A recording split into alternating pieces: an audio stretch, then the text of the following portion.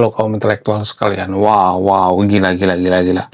Sepertinya video ini tidak akan disukai oleh warga Konoha. Sepertinya video ini akan dibenci oleh warga Konoha. Sepertinya video ini akan bikin warga Konoha kejang-kejang kelonjotan berjamaah. Terutama fans daripada Pak Jusuf Kalla. Wow, gila, gila, gila, gila. Jadi guys, baru-baru ini lagi dan lagi video lama Pak Jusuf Kalla muncul lagi ke permukaan. Kemarin video kontroversi yang ceramah di UGM, kemudian video pada saat diwawancarai di KND dan lain sebagainya. Sekarang ini muncul lagi video lama coy. Apa itu? Video waktu Pak Jusuf Kalla mengenakan pakaian baju ormas PP. Wow, gila, gila, gila, gila, gila, gila. Bayangkan seorang Pak Jusuf Kalla menggunakan pakaian ormas PP. Gila, luar biasa. Kok bisa gitu? Jadi, yang lebih anehnya lagi, ini menurut dugaan ya guys ya. Saya tidak mengatakan ini benar atau tidak ya. Ini menurut dugaan. Nanti kalau saya bikin klip videonya pasti pendukung daripada Mr. JK marah-marah nggak jelas gitu. Jadi gini guys, di video itu menurut dugaannya Mr. Chaplin mengatakan kita butuh preman. Mohon maaf guys, kita butuh preman atau negara butuh preman. Gila, gila, gila, gila, gila, gila. Ini menurut dugaannya guys ya. Jangan marah dulu ya. Ya, mohon maaf disclaimer awalnya. Saya tidak mengatakan ini benar ya, tapi ada video yang beredar di media sosial. Saya tidak bisa tampilkan di sini ya, tapi saya tampilkan screenshotnya ya. Jadi Pak Jusuf Kalla mengatakan ya menurut dugaannya bahwa negara atau bangsa kita itu butuh preman. Wow, gila, gila. Kok bisa gitu ya? Kok kepikiran ngomong seperti itu ya? Ini sangat-sangat luar binasa gitu.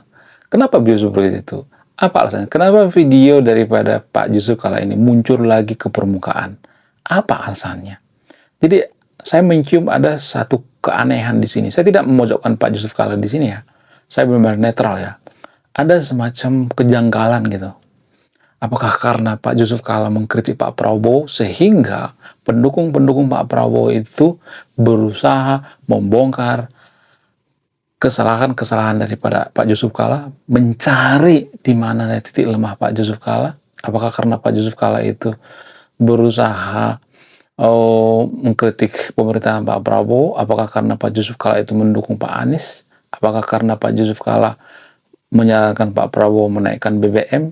Jadi ada rumor yang mengatakan Pak Jusuf Kalla itu dugaannya sengaja memprovokasi Pak Prabowo menaikkan BBM supaya apa? Supaya orang turun ke jalan, demo dan lain sebagainya, sehingga apa? Sehingga Konoha bisa chaos. Ada dugaan seperti itu ya. Ada rumor yang mengatakan seperti itu. Nah, yang jadi pertanyaan, apakah ini sebenarnya alasannya kenapa video-video Pak Jusuf Kalla ini dimunculkan ke ruang publik? Jadi saya seperti mencium keanehan di sini ya. Nah, yang jadi pertanyaan, kenapa Pak Jusuf Kalla di video itu dugaannya dia mengatakan ya, Mr. Chaplin mengatakan bangsa kita itu butuh preman. Kenapa gitu ya? Apa nggak ada kalimat lain gitu? Orang negarawan coy, berani-berani mengatakan seperti itu. Waduh, gila, gila, gila, gila, gila. Ya, menurut dugaan saya, video ini pasti akan di roasting lagi, akan digoreng lagi di media sosial. Nah, yang jadi pertanyaan, apakah Pak Jusuf Kalla akan melaporkan orang yang memunculkan video ini? Apakah Pak Jusuf Kalla ini akan di roasting kembali oleh konten kreator atau pengamat-pengamat politik yang ada di Konoha? Bagaimana fakta yang sebenarnya? Jadi ada satu fakta yang jarang dibongkar. Di video ini saya akan bongkar sampai ke akar-akarnya. Jadi kalau saya bongkar ini, maka akan banyak warga Konoha yang kejang-kejang kelonjotan berjamaah. Terutama pendukung Pak Jusuf Kalla. Akan banyak yang terkencing-kencing gitu. Ya, akan banyak yang benci dengan fakta ini. Apa itu faktanya? Jangan skip ya guys. Faktanya adalah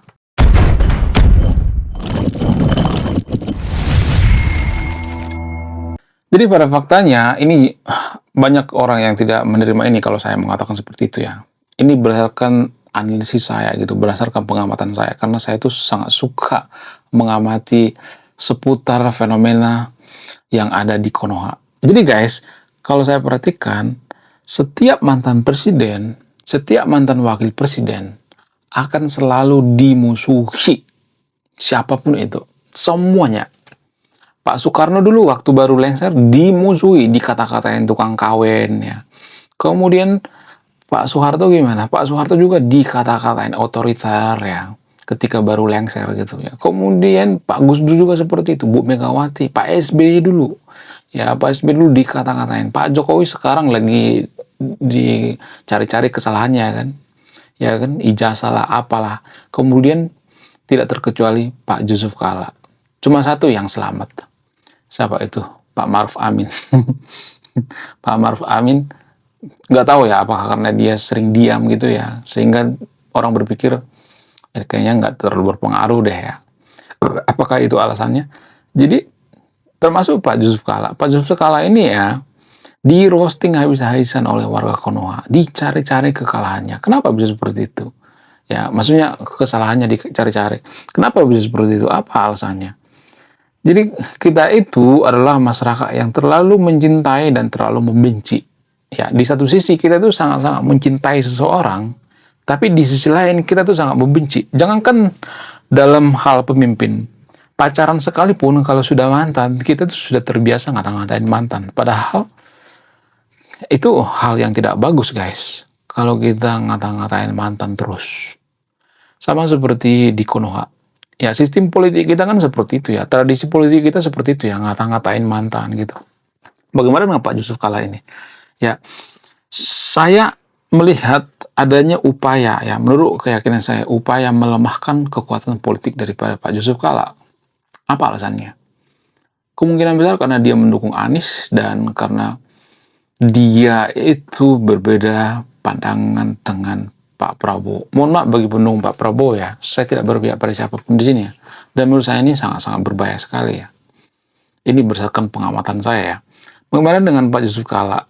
Ya, apakah Pak Yusuf Kala wajar mengungkapkan kalimat yang kontroversi seperti yang ada di video viral baru-baru ini di media sosial? Kalau saya tampilkan videonya kan bermasalah banget tuh ya, karena Pak Yusuf Kala nanti akan marah-marah. Itu kan videonya dipotong, ya itu kan dipotong ya. Jadi makanya saya nggak tampilin videonya, mohon maaf ya. Saya cuma nampilin screenshotnya aja gitu. Jadi, menurut keyakinan saya, Pak Yusuf Kala ini sebenarnya dari dulu memang ngomongnya itu suka belak-belakan gitu. Atau suka ceplos-ceplos gitu. Dan itu tidak bagus guys bagi perpolitikan Konoha gitu. Karena Pak Yusuf Kala ini kan bukan orang Jawa ya. Ada sih orang Jawa yang ceplos-ceplos, tapi jarang-jarang ya. Orang Jawa itu biasanya mereka itu bukan lain di mulut, lain di bibir ya. Bukan seperti itu, tapi setiap mereka mau bicara itu dipikirkan dulu gitu ya. Orang Jawa seperti itu, sama seperti Pak Jokowi. Ya, kemudian Pak Soeharto juga seperti itu. Nggak terlalu banyak ngomong gitu. Namun berbeda dengan Pak Yusuf Kala. Pak Yusuf Kala itu ya agak sedikit banyak ngomong, ceplas-ceplos, dan kadang suka nggak jelas gitu dia ngomong apa. Artikulasinya suka balepotan gitu. Mirip seperti saya waktu kecil. Waktu saya kecil juga seperti itu. Jadi saya ngomong seperti ini, ya, saya tuh latihan ribuan kali guys di kaca gitu ya. Mulai kuliah persentase. Dulu waktu kita kuliah kan harus persentase tuh ya. Nah dari situ tuh ya mulai. Kenapa? Karena saya itu dulu suka slip tongue gitu, atau lidah saya itu suka keselip gitu ya kalau ngomong. Sama seperti Pak Yusuf Kala. Kayaknya Pak Yusuf Kala ini lidahnya pendek gitu. Nah yang jadi pertanyaan, apakah lidah Pak Yusuf Kala ini dulu dipotong gitu, kok bisa pendek gitu ya kan? Itu yang jadi pertanyaan. Saya cuma bertanya ya, saya tidak mengatakan bahwa lidah Pak Yusuf Kala itu pendek ya. Justru kalau lidahnya panjang itu kan bermasalah kan. Kalau panjang lidah itu artinya ya pembohong kan. Saya tidak mengatakan Pak Yusuf Kalla pembohong ya, tapi kalau saya perhatikan gaya komunikasi daripada Pak Yusuf Kalla ini ceplas-ceplos. Kenapa? Karena biasanya orang Sumatera ya, orang Timur ya, dia kan termasuk agak ke timur-timuran ya. Orang Makassar ya, orang Sulawesi itu kan agak ke timur-timuran ya. Sehingga apa? Sehingga ya ngomongnya ceplas-ceplos gitu. Kenapa Pak Yusuf Kalla ini ngomongnya ceplas-ceplos? Apa alasannya? Faktor daripada geografis. Jadi kalau kita perhatikan misalnya nih, kita ambil contoh orang Timur, orang Batak, ya, orang Sumatera itu kan ngomongnya ceplos-ceplos, keras gitu. Kenapa? Karena banyak gunung-gunung di sana.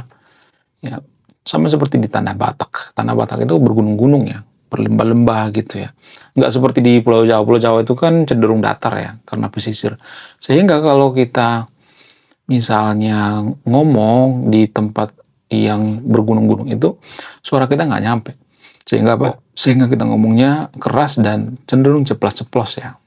Kemudian dulu sering terjadi perang ya, baik di Sulawesi dulu sering perang guys, perang antar suku gitu ya.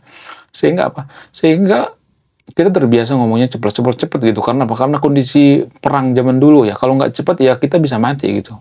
Makanya ngomongnya itu ya, cepet gitu ya, ceplos-ceplos. Sama seperti Pak JK ya. Nah, ketika Pak JK mengatakan oh, kita itu butuh yang namanya freeman atau preman. Preman itu kan berasal dari kata freeman. Freeman itu kan dikarang oleh orang Belanda.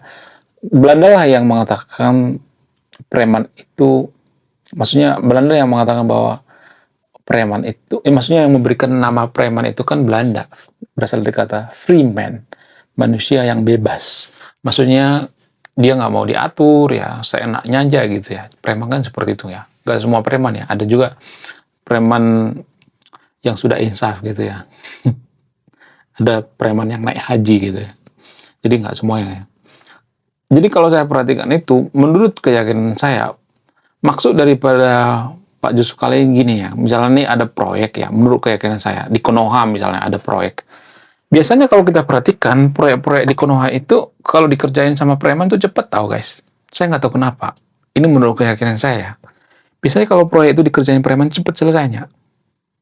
Masalah kualitas apa segala macam itu, ya biasanya ya, itu soal lain gitu ya. Pokoknya cepet gitu. Kenapa bisa cepet? Karena kalau yang ngerjain itu misalnya orang luar ya, misalnya nih preman itu kan biasanya akamsi ya, anak kampung sini ya. Misalnya nih ada pembangunan proyek apa gitu ya. Kalau orang luar itu kan biasanya dihalang-halangi gitu ya. Karena ya karena ada duitnya gitu. Proyek itu ada duitnya. Menurut dugaan saya, Mr. Chaplin mengatakan seperti itu karena itu mungkin ya. Karena preman itu cepat mengerjakan sesuatu. Dan ini sebenarnya nggak bagus guys. Dalam hal ini saya tidak sependapat dengan Mr. Chaplin. Karena kalau sedikit-sedikit kita mengandalkan preman ya, yang ada negara kita hancur ya. Sama seperti di Jawa Barat. Jawa Barat itu kan banyak preman ya. Dan ini tugas berat daripada Pak KDM.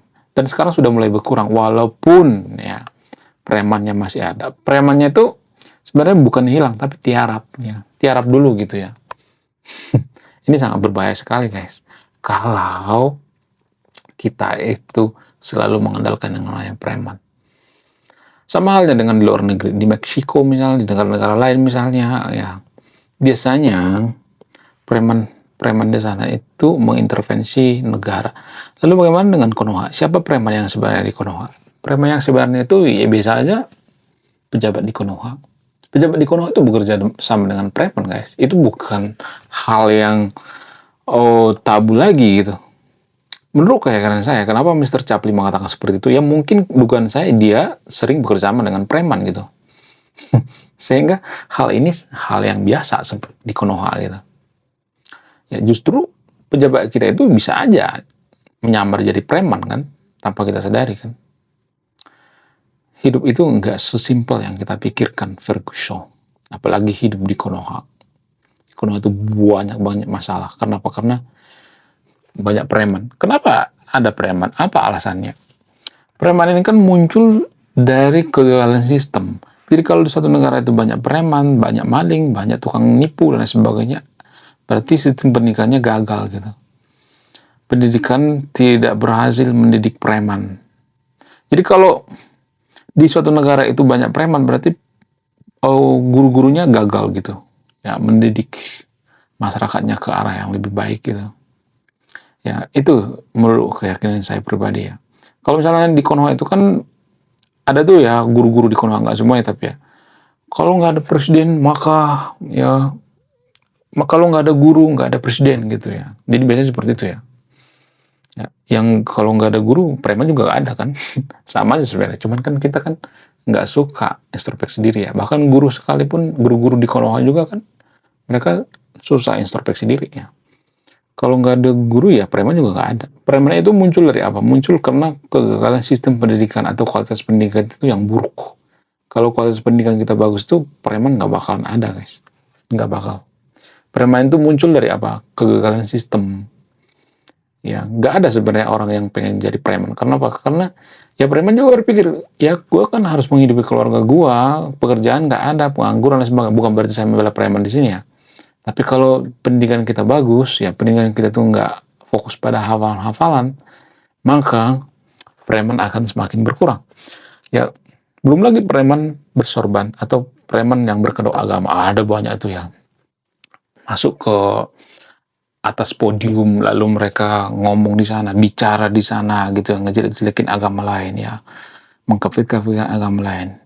Di jin kafir ada disalib gitu ya. Ada banyak preman-preman seperti itu ya, preman pemuka agama seperti itu. Nggak pernah ditangkap tuh ya. Kenapa? Karena lagi-lagi karena preman-preman seperti ini dilindungi oleh negara. Karena negara di Konoha juga mayoritas pejabatnya adalah preman. Welcome to negara preman. Saya tidak akan berpihak di video ini, silahkan buka sendiri. Apakah Mr. Chaplin ini salah atau tidak? Silahkan buka sendiri. Belum kita lanjut. Jadi guys, kemarin ada yang nanya, lu apa sih kontribusinya bagi negara ini? Lu cuma ngebacot doang, gak ada kontribusi. Nah, kontribusi saya ini guys ya. Saya nulis buku. Riset saya ini bertahun-tahun guys, kurang lebih 5 tahun. Jadi biaya yang saya keluarkan untuk riset buku ini puluhan juta. Namun, saya jual buku ini di bawah 100.000. Gambaran daripada buku ini tentang sisi gelap daripada pemuka agama yang ada di Konoha. Bercerita tentang culture, sisi-sisi gelap politisi, ya, dan lain sebagainya. Oke guys, sekian video ini. Terima kasih sudah memahami. Saya kaum intelektual. Salam regional.